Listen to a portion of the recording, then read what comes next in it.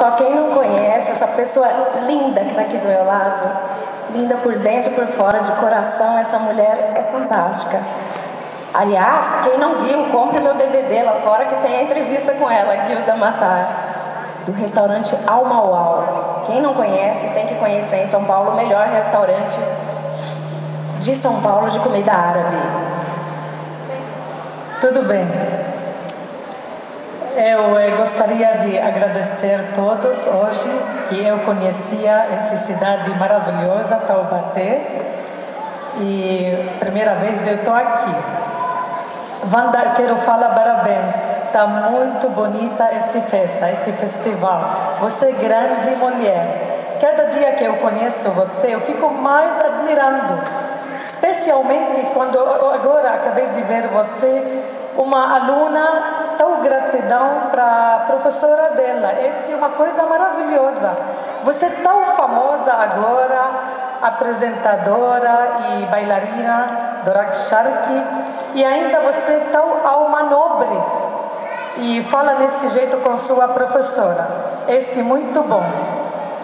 Seu festival é muito bonito. Eu fiquei muito emocionada de ver uma coisa que não vi em outros lugares, né? Eu vi no início desse festival um casal, mulher e homem, dançando.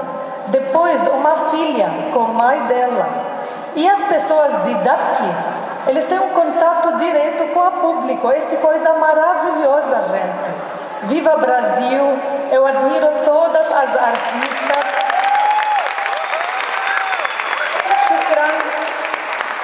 Shukran jazilan para todas vocês pelo apoio da cultura árabe.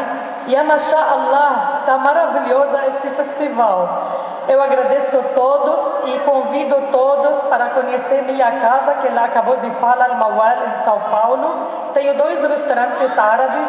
Um deles é para divulgar a cultura árabe e as bailarinas. E eu gostei muito de ver algumas dançarinas que já dançaram no Al Maual. Inclusive, sua professora é uma das pioneiras, né, de outro Al Maual. Parabéns para você, muito obrigada.